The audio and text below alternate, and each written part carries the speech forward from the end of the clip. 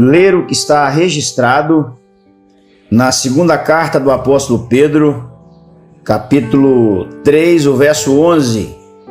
Está escrito, segunda carta do apóstolo Pedro, capítulo 3, o verso de número 11.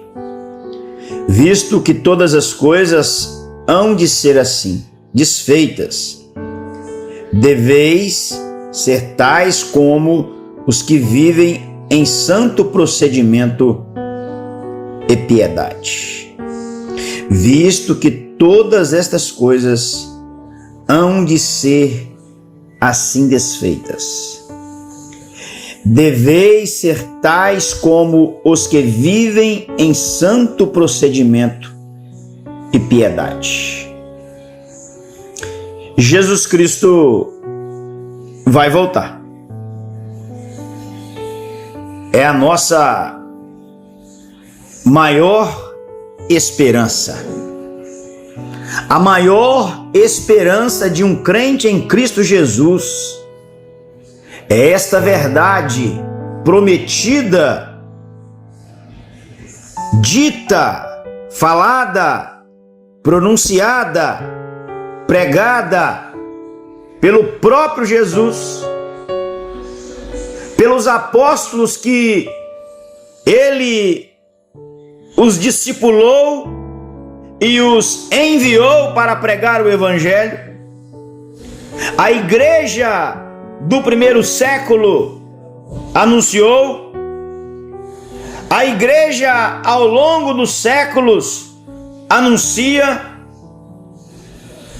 Eu e você, nós que somos crentes em Cristo, anunciamos, ou deveríamos anunciar, ainda com mais ênfase. A maior esperança da igreja está na volta de Cristo Jesus. Se você espera em qualquer outra coisa, em qualquer outra instituição, em qualquer outro ser humano, em qualquer outra pessoa, em qualquer ser vivente, eu preciso te dizer, você se decepcionará. A maior esperança da igreja deve ser, tem que ser, precisa ser a certeza da segunda vinda de Jesus e, consequentemente, do juízo final. Estas duas verdades devem impactar a nossa mente, devem impactar o nosso coração. Saber que Jesus voltará e que em ato contínuo os salvos habitarão com Ele nos céus, no novo céu e na nova terra, por toda a eternidade. Os ímpios, os homens que não amaram a Jesus, os homens que não serviram a Jesus, os homens que não viveram para Jesus, os homens que não deram glórias ao Pai, os homens que não foram convencidos, ou andados, ou guiados, ou instruídos pelo Espírito, estes estarão para sempre no inferno, um lugar que arde com fogo e com enxofre. O fogo lá é inextinguível, a dor lá não passará, o sofrimento lá não terá fim. Logo é preciso então dizer e reafirmar que a maior esperança da igreja tem que ser a segunda vinda, a volta de nosso Senhor e Salvador Jesus Cristo. Como é que nós podemos aguardar a volta do Senhor Jesus? Podemos ser diligentes, esperando a volta de Jesus, e essa diligência deve nos levar a uma vida piedosa, Esta diligência deve nos levar a pregar o Evangelho, a ganhar os perdidos. Essa diligência deve nos levar a crescermos espiritualmente, a deixarmos de ser crianças, a deixarmos de ser pequeninos, a deixarmos de ser neófitos. Precisamos crescer na vida espiritual. E aqui o apóstolo Pedro, ele fala-nos da volta de Jesus. Nesse capítulo 3 da sua segunda carta, e ele diz que aqueles que esperam a Jesus devem viver em santidade de vida. Deveis ser tais como os que dizem, os que vivem em santo procedimento e piedade. A palavra dever aqui, o verbo, indica que há uma obrigação de vivermos em santidade. A expectativa da volta de Cristo deve nos motivar a termos uma vida pura. Devemos amar a vinda do Senhor e levar uma vida santa e piedosa. Ou seja, isso responsabiliza o servo de Deus, o seguidor de Jesus, a se esforçar para manter uma vida de santidade irrepreensível. A ideia é que quando Cristo voltar, Ele nos encontre puros e inculpáveis. Aqui é preciso fazer um alerta. Aqueles que pensam que irão para o céu, vivendo aqui na terra de qualquer maneira, terão uma surpresa desagradável no último dia. A palavra diz que nós temos que confirmar a nossa vocação.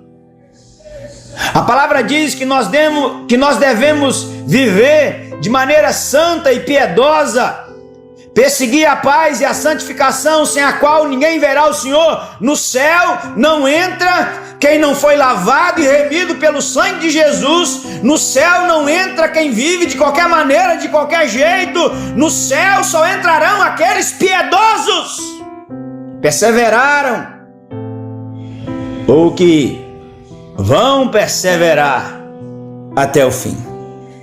A segunda volta de Cristo deve levar-nos a termos fidelidade à palavra de Deus.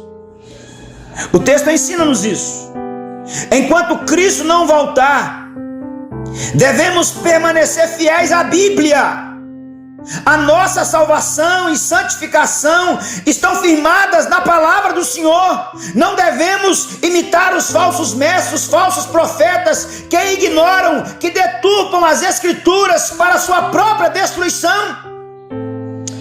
2 Pedro 3,16, a palavra destruição refere-se à morte eterna causada pela rejeição da palavra de Deus. Não se enganem. Aqueles que não têm a Bíblia como única regra de fé e prática não entrarão nos céus. Na segunda vinda de Jesus, serão lançados no lago que arde com fogo e enxofre, a saber, a segunda morte, o inferno. Aqueles que aguardam sinceramente a volta de Jesus, eles experimentam crescimento espiritual. O texto sagrado diz: antes crescei na graça e no conhecimento de nosso Senhor e Salvador Jesus Cristo. Crescimento, queridos, requer equilíbrio entre a graça e o conhecimento. Crescer na graça significa tornar-se mais semelhante a Jesus Cristo. O evangelista Lucas, no capítulo 2, verso 40, disse isso. João, capítulo 1, verso 16, aborda isso. Crescer no conhecimento significa aprofundar o relacionamento com Cristo. Ao crescermos nele, crescemos à semelhança dele. Encerro lembrando você, visto que todas estas coisas hão de ser assim, desfeitas, deveis ter tais como os que vivem em santo procedimento e piedade.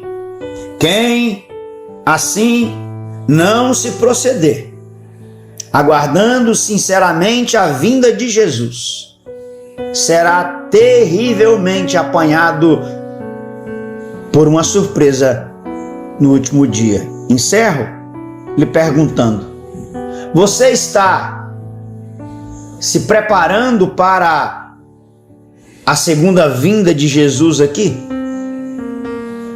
Lhe indago de forma mais efusiva, específica e contundente: você está preparado para a volta de Jesus? Esta é uma pergunta que você deve responder com a maior urgência e deve fazê-la agora.